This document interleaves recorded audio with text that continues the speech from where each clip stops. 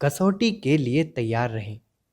तैयारियां हर कार्य के लिए की जाती हैं, पर युद्ध स्तरीय तैयारी कुछ और ही होती है। युद्ध के लिए हर स्तर पर विशेष व्यवस्थाएं की जाती हैं। सामान्य क्रम से कुछ अधिक तत्परता आवश्यक हो जाती है। युग संधि बेला के रूप में वह परिवर्तन प्रक्रिया भी अपनी असामान्य मांग प्रस्तुत करती है। युग परिवर्तन की संधि बेलाएं लंबे समय के बाद कभी कभी ही आती हैं। सामान्य काल में सामान्य परिस्थितियां चलती रहती हैं और लोगों का जीवन ढर्रा भी सामान्य रीति से ही चलता रहता है। पर जब असामान्य परिवर्तन की विशेष संधि बेला आती है, तब उस समय जनसाधारण के, विशेषतया प्रबुद्ध व्यक्तियों के कर्तव्य एवं उत्तरदायित्व भी कुछ असामान्य हो जाते हैं और उन्हें निभाने के लिए उस समय की जागृत आत्माओं को अपनी गतिविधियां भी असामान्य ही बनानी पड़ती हैं।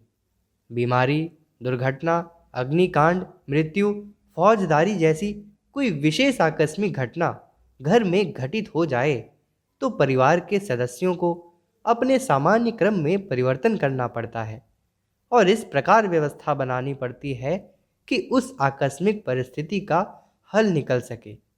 इसी प्रकार युगों का जब परिवर्तन काल आता है, तब उसमें विशेष परिस्थितियां उत्पन्न हो जाती हैं और उनके समाधान के लिए उत्तरदायी लोगों को आगे बढ़कर अपने सामान्य कार्यक्रमों को छोड़कर उन विशेष कर्तव्यों का पालन करने के लिए तत्पर होना पड़ता है। जिन लोगों की अंतरात्मा अविकसित है, उनके लिए अपने शारीरिक, आर्थिक एवं पारिवारिक स्वार्थ इतने प्रबल दिखाई पड़ते हैं कि उनकी पूर्ति भी वे दिन रात गलते घुलते रहने पर भी कर नहीं पाते। देश, धर्म, समाज, संस्कृति की चर्चा तो उन्हें मनोविनोद के लिए अच्छी लगती है, पर जब उनके संबंध में कुछ कर्तव्य पालन करने, कष्ट सहने या त्याग करने का अवसर आता है, तब बगले झांकने लगते हैं। वस्तुतः उनका अविकसित अंतःकरण संकीर्ण स्वार्थों के अतिरिक्त और सोच समझ नहीं पाता। उनके लिए उतना ही दायरा सब कुछ है।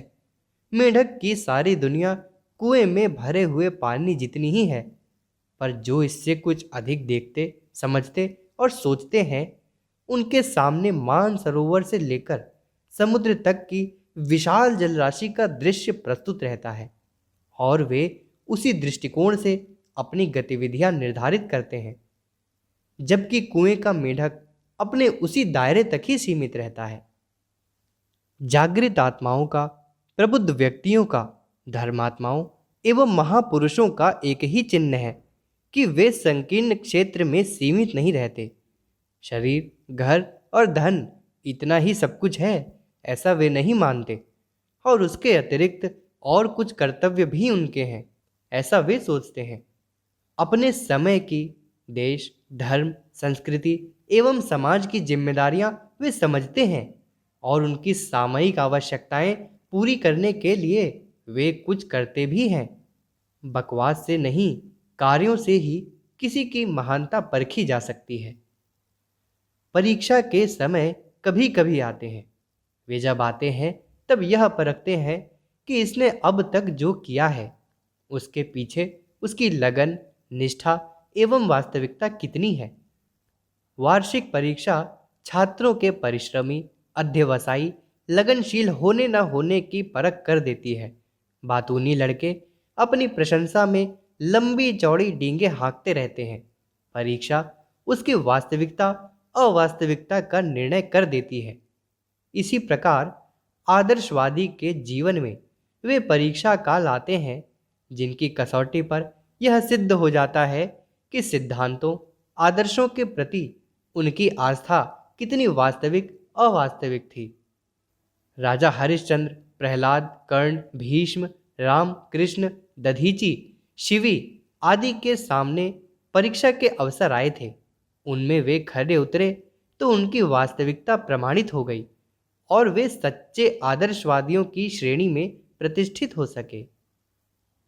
कोई आदर्शवादी धर्म एवं अध्यात्म की बात तो बहुत करे, पर परीक्षा का समय आने पर इधर उधर छिपा रहे तो उसकी आस्था संदिग्ध ही मानी जाएगी। ईश्वर और धर्म की मान्यताएं केवल इसीलिए हैं कि इन आस्थाओं को हृदयंगम करने वाला व्यक्ति निजी जीवन में सदाचारी और सामाजिक जीवन में परमार्थी बने। यदि यह दोनों प्रयोजन सिद्ध न होते हों, इन दोनों कसौटियों पर वास्तविकता सिद्ध न होती हो, तो यही कहना पड़ेगा कि यह तथाकथित ईश्वर भक्ति और धर्मात्मापन दंभ मात्र था। अपने लिए धन दौलत और बेटे पोते चाहने की कामना से माला घुमाते रहने का नाम ही भजन नहीं है, वरन उसका प्रमुख चिन्ह यह है कि जिसे ईश्वर से प्रेम हो, वह उसकी दुनिया को अधिक सुंदर, अधिक व्यवस्थित, अधिक विकसित बनाने में अधिक से अधिक योगदान करे। इस दिशा में किया हुआ त्याग, बलिदान ही किसी व्यक्ति के प्रबुद्ध, जागृत, आदर्शवादी, ईश्वर भक्त एवं धर्मात्मा होने का चिन्ह हो सकता है। विद्यार्थी साल भर पढ़ते हैं। उस सामान्य समय में किसी के अध्ययन का ठीक तरह पता नहीं चलता। वार्षिक परीक्षा के 10-20 दिन ही होते हैं, पर वे दूध पानी का विश्लेषण करके रख जाते हैं।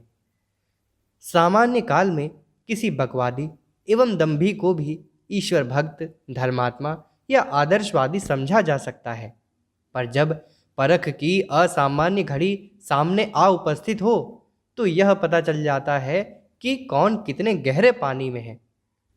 चिरकाल के पश्चात इन दिनों ऐसा समय आया है जिसमें जनसाधारण की भीड़ में छिपे हुए नर रत्नों, महामानवों एवं अध्यात्मवादियों को आगे आने, ऊंचे उठने और चमकने का अवसर मिलेगा। दूध जब गर्म होता है तो उसमें जितने अंश घी के होते हैं वे मलाई के रूप में ऊपर तैर कर आ जाते हैं। जिस समाज में जो महान आत्माएं छिपी रहती हैं, उनके प्रकाश में आने का अवसर ऐसे ही परीक्षा काल में आता है जैसा कि आजकल है। बड़े कार्य सामान्य शक्ति से नहीं हो सकते। कार्यों में महत्वपूर्ण स्थान पर प्रयुक्त किए जाने वाले उपकरण पहले परीक्षित कर लिए जाते हैं। महत्वपूर्ण पदों की नियुक्ति के पूर्व कड़ी परीक्षाएं होती हैं। आत्मिक स्तर पर किए जाने वाले बड़े कार्यों को सबल आत्माएं ही कर सकती हैं। उनके लिए यदि कठोर परीक्षाएं न रखी जाएं, तो कुपात्रों के हाथ में जाकर योजना ही चौपट हो जाए। नवनिर्माण के कठिन कार्य को पूरा करने के लिए जिन महान आत्माओं को उभार कर ऊपर आना है, उन्हें कठिनतम परिस्थितियों में अपनी प्रामाणिकता का परिचय देते हुए आगे बढ़ना होगा। निर्माण का इतिहास कठोर श्रम का इतिहास है। देश विदेश के उदाहरण यही प्रतिपादित करते हैं।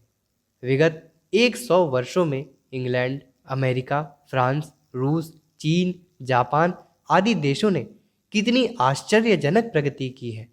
100 वर्ष पूर्व इन देशों की दशा आज की तुलना में बहुत ही गई गुजरी थी। भारतवर्ष को जो भौतिक एवं आध्यात्मिक साधन उपलब्ध हैं, उनके आधार पर वह 25 वर्षों में उतनी प्रगति कर सकता है जितनी दूसरों ने 100 वर्षों में की है। पर इसके लिए आवश्यकता जनसेना नायकों की है, जो भारतीय जनता के अस्त व्यस्त लोकमानस को चमकाकर उलट पुलट कर रख दें और प्राचीनता के आधार पर उसका नवनिर्माण करने के लिए कटिबद्ध हों। ऐसे लोगों का अभाव नहीं, केवल निरुत्साह ही बाधक है। यदि यह कमी दूर हो सके, जनसाधारण के लिए एक सुगठित सेना की तरह यदि बौद्धिक क्रांति करने वाले आदर्शवादी लोक सेवक निकल पड़े, तो देश का कायाकल्प ही हो सकता है। सीमाओं पर आक्रमण करने वाले तो झक मारकर बैठ ही जाएंगे, साथ ही विघटनकारी अंतर्द्वंद्वों का भी कहीं पता न चलेगा। भाषा, प्रांत और जाति संप्रदायों के नाम पर जो विघटनकारी दुष्प्रवृत्तियां पनप रही हैं, उनका कहीं पता भी न चलेगा।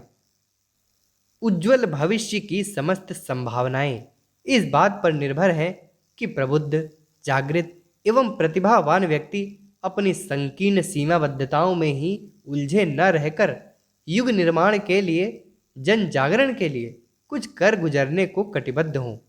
प्रचारात्मक और रचनात्मक कार्यों के द्वारा जनता को संगठित, जागृत एवं कर्तव्यरत बनाया जा सकता है। यह कार्य राजनीति से नहीं, धर्म के मंच से ही संभव होगा। भारत की 80% जनता अशिक्षित है और इतने ही लोग देहातों में रहते हैं। उन्हें किसी अन्य स्तर पर नहीं, केवल धार्मिक स्तर पर ही आंदोलित किया जा सकता है। शिक्षित एवं शहरी वर्ग में भी उनकी आदर्शवादिता को उभारने का प्रयोजन केवल धर्म एवं अध्यात्म के आधार पर ही संभव हो सकता है। युग निर्माण परिवार में जो प्रबुद्ध आत्माएं हैं, उन्हें युग पुकारता है। वे संकीर्ण स्वार्थपरता का वैयक्तिक जीवन जीने की अपेक्षा युद्ध मोर्चे पर लड़ने वाले सैनिकों की तरह त्याग बलिदान करने के लिए तत्पर हों। समय दान करें, जनसंपर्क के लिए अवसर निकालें और जन जन के मन मन में नव जीवन का संचार करने वाली भावनाएं भरें, तब काम चलेगा। लोग अपने को धर्मात्मा, ईश्वर भक्त एवं आदर्शवादी कहते मानते हैं।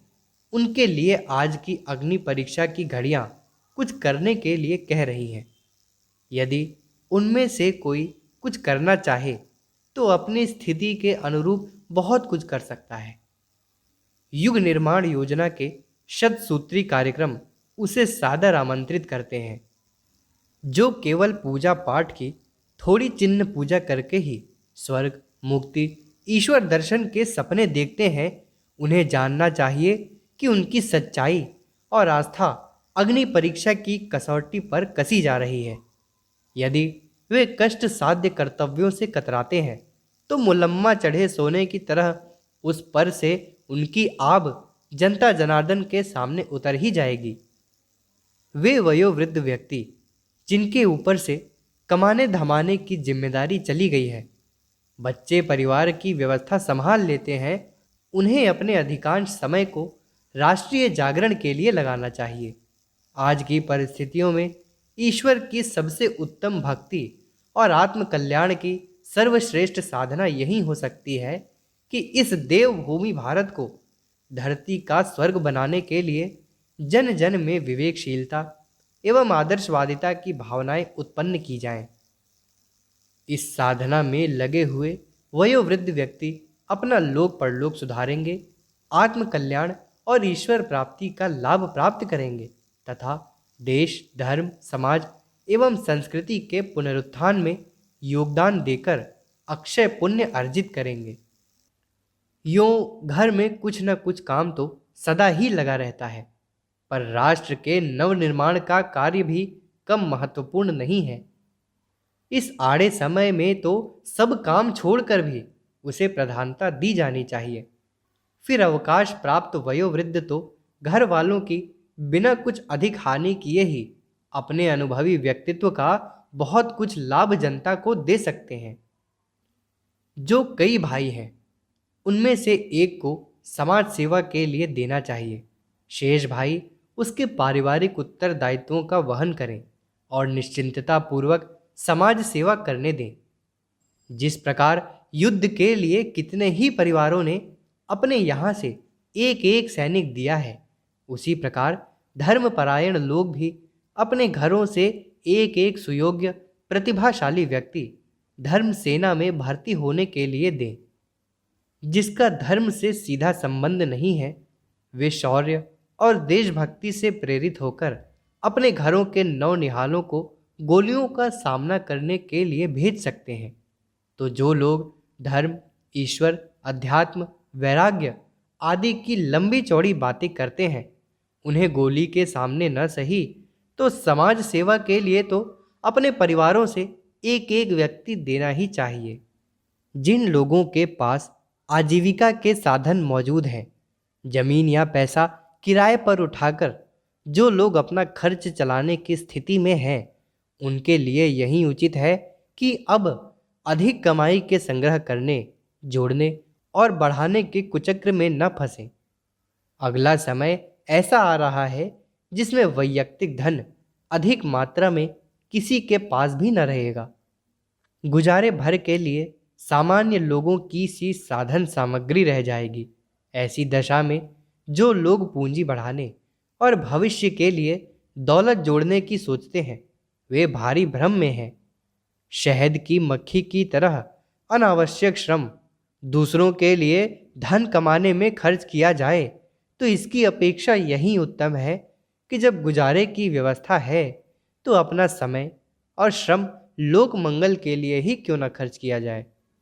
साधु ब्राह्मणों का तो यह एक परम पवित्र कर्तव्य है कि इस समय जिस धर्म का आश्रय लेकर वे अपनी आजीविका चलाते हैं और पूजा सम्मान प्राप्त करते हैं, उस धर्म की रक्षा के लिए उन्हें कुछ काम भी करना चाहिए, कुछ कष्ट भी उठाना चाहिए। आज जबकि धर्म संकट में है, देश की सुरक्षा एवं प्रगति का प्रश्न है, तब तो उन्हें उन आदर्शों को परिपुष्ट करने के लिए अपना समय लगाना ही चाहिए। ऐसी विषम परिस्थितियों में भी दक्षिणा बटोरने और पैर पुजाने का ही धंधा करते रहे, कर्तव्य को तिलांजलि दिए बैठे रहे, तो आगामी पीढ़ियां उन्हें क्षमा न करेंगी। उन्हें धर्मध्वजी होने का सम्मान तो दूर, सामान्य नागरिक स्तर पर भी उन्हें न गिना जाएगा। उनकी आज की अकर्मण्यता भविष्य में साधु ब्राह्मण संस्था का ही महत्व एवं गौरव सम्मान समाप्त कर देगी। इसलिए उन्हें तो समय रहते चेत ही जाना चाहिए। हर नागरिक के पास कुछ समय रहता है। आजीविका कमाने और शरीर यात्रा के दैनिक कार्यों के अतिरिक्त हर व्यक्ति के पास कुछ समय बचता है। यदि बचता न होता तो गपशप, यारबासी, सिनेमा, शतरंज, ताश, यात्रा, मेले ठेले आदि के लिए समय कहाँ से मिलता है। लेखा जोखा लेने पर हर आदमी के पास कुछ न कुछ ऐसा समय जरूर मिलेगा जिसे वह नित्य कर्म और रोटी कमाने के अतिरिक्त अपनी मन मर्जी के कामों में लगाता है। यह मन मर्जी यदि हल्के और ओछे कामों में न लगे, जन जागरण और नव निर्माण के रचनात्मक कार्यों में लगे, तो व्यस्त से व्यस्त व्यक्ति भी इतना कार्य कर सकता है जिससे वह आत्म संतोष और आत्म गौरव अनुभव कर सके। आवश्यकता केवल अभिरुचि बदलने भर की है। दूसरों को उपदेश करने की अपेक्षा अब अपने को रचनात्मक कार्य करने में संलग्न करना चाहिए। अपनी आदर्शवादिता की सच्चाई को प्रमाणित करना चाहिए। जिनमें आदर्शवादिता के प्रति आस्था एवं ममता है, जो उसे बढ़ते और आकर्षित होते देखना चाहते हैं, उन्हें अपने समय का एक अंश राष्ट्रीय पुनरुत्थान के लिए कुछ करने के लिए लगाना ही चाहिए। साधारण नागरिक होने पर भी यदि कुछ भावना हो तो हर व्यक्ति बहुत कुछ कर सकता है। यह ऐसा समय है जबकि कुछ न कुछ हर व्यक्ति को करना ही चाहिए। यूं समस्त प्रबुद्ध वर्ग के सामने अपनी समझदारी का परिचय देने का यह अवसर है। पर युग निर्माण परिवार से संबद्ध व्यक्तियों ने गत दिनों जो शिक्षा प्राप्त की है उसे वस्तुतः समझा अपनाया है या नहीं, इसकी परख का ठीक यही वक्त है। प्रस्तुत समय की चुनौती को अस्वीकार कर हमें अपना खोखलापन प्रमाणित नहीं करना चाहिए। हमारे YouTube चैनल को सब्सक्राइब करें और बेल आइकन को दबाएं ताकि आपको नोटिफिकेशंस मिलते रहें।